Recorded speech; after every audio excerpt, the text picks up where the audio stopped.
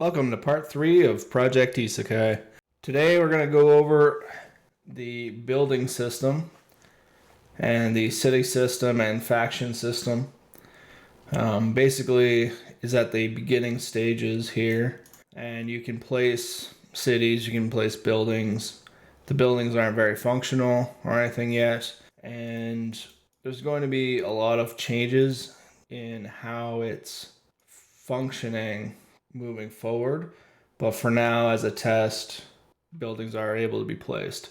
So in the future, I'll be using this event system that I'm working on, but for now, most of the functionality is placed using signals between different systems here, and a lot of calling upwards to the parents.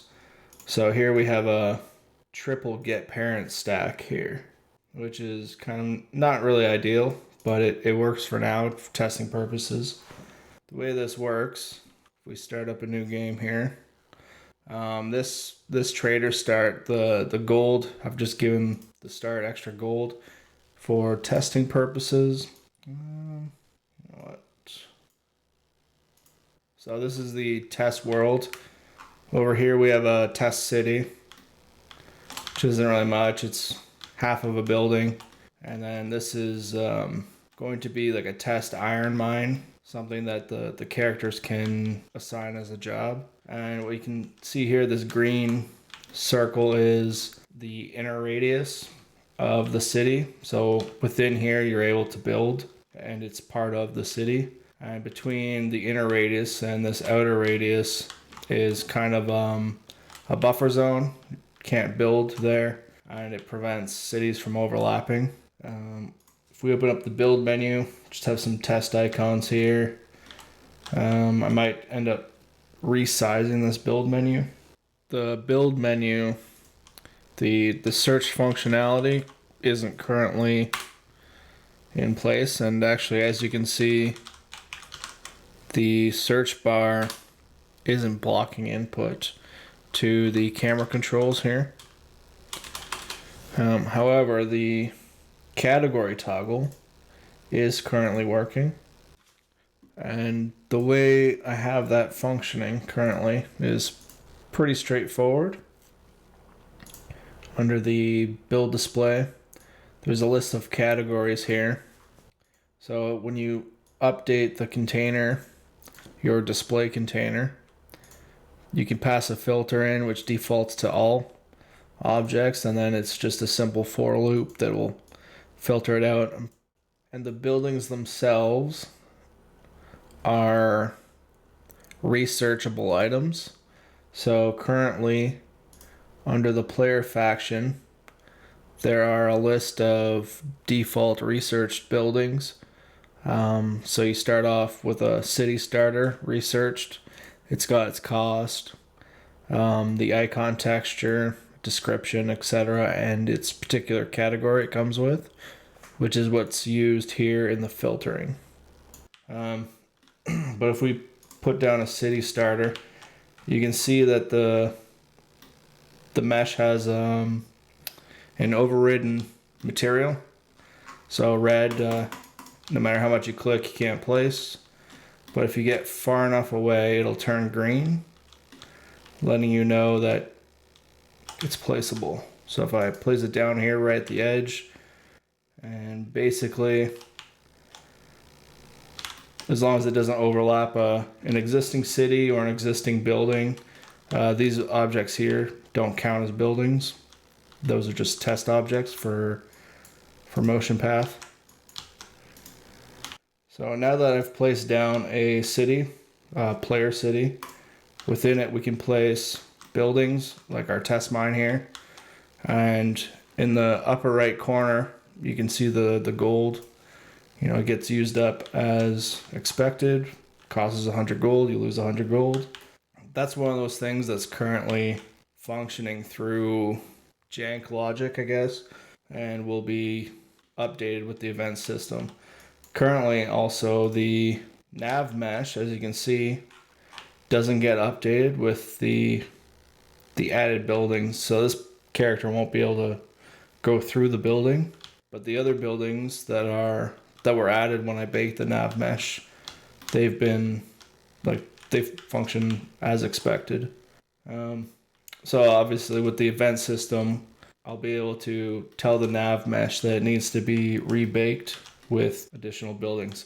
Another thing with the placement, currently I'm using Q and E for rotation, but they can be rotated. Another player city can be put down. And then as you can see, it follows the mouse as long as you're intersecting with the terrain. And there we have another player city.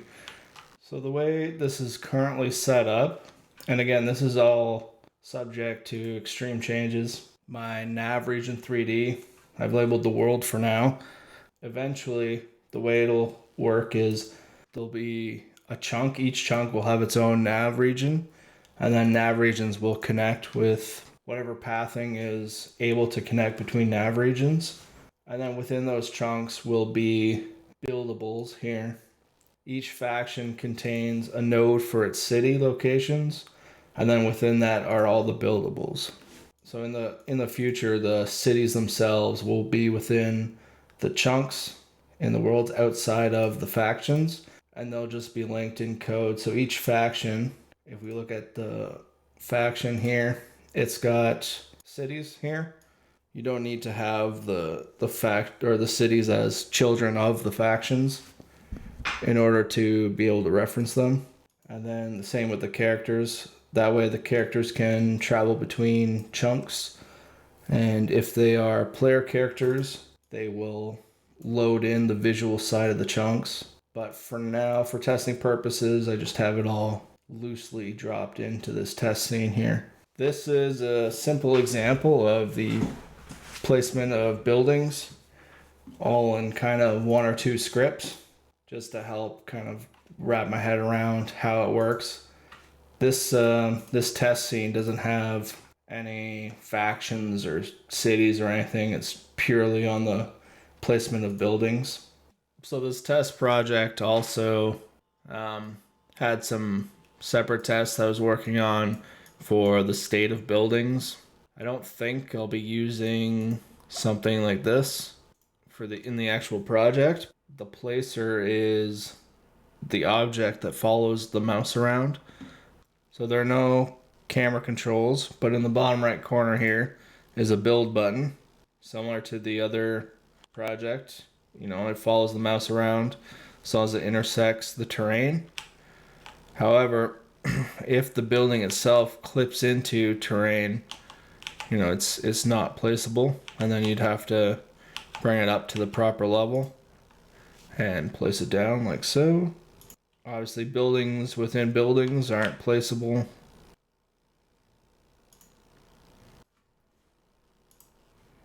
So again, there's a simple array cast from the mouse, and then the selection here.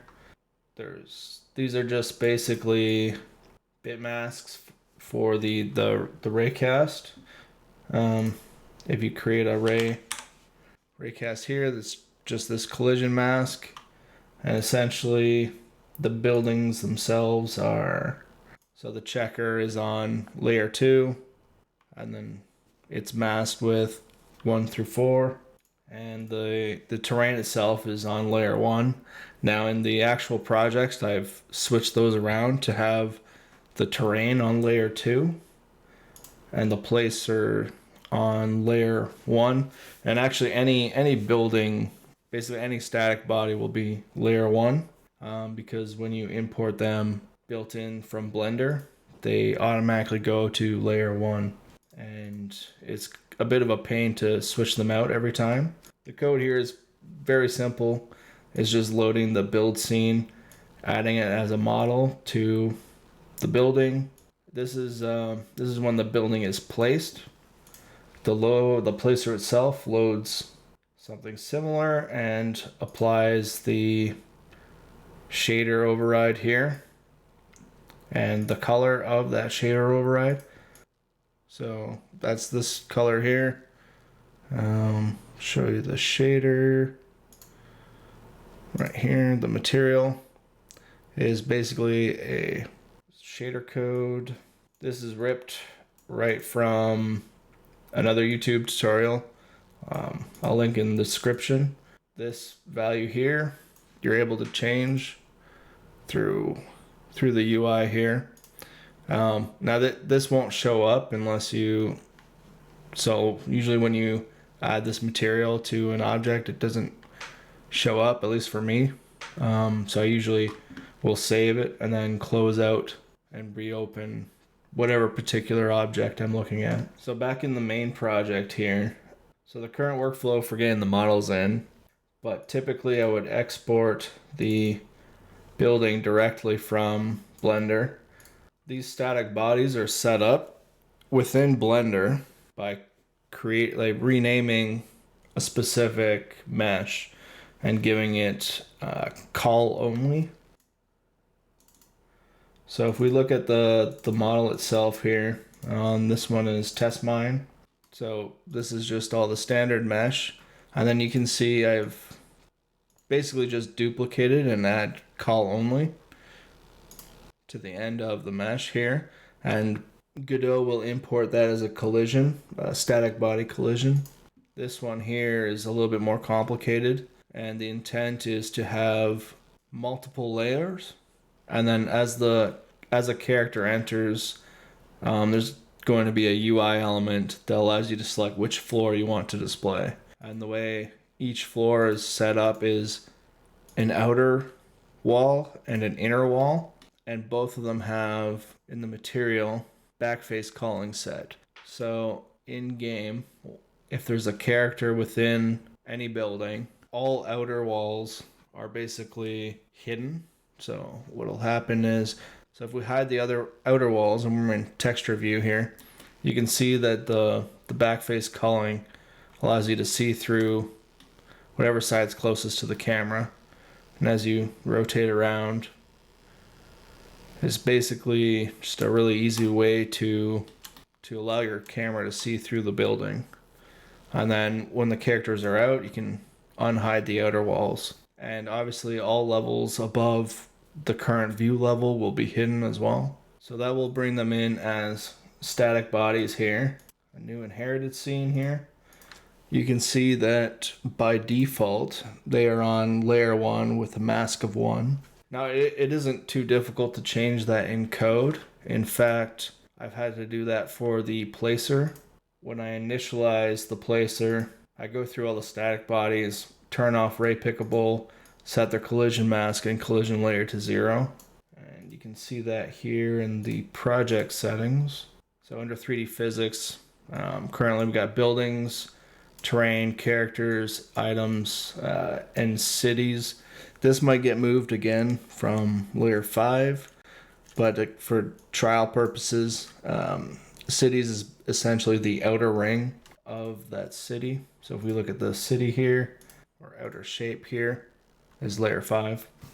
And it starts off small, but it'll grow with whatever you choose the radius to be. So I have those currently as exports for the cities that I manually place. So all of the initial NPC cities are set, by hand by me, and then I set the, as you can see, I already changed the radius here, and then I give them all the set information, and then ideally the NPCs will be able to create new cities. I don't think that's currently set up in Kenshi, but that's basically a stretch goal. And that's about it for the current progress.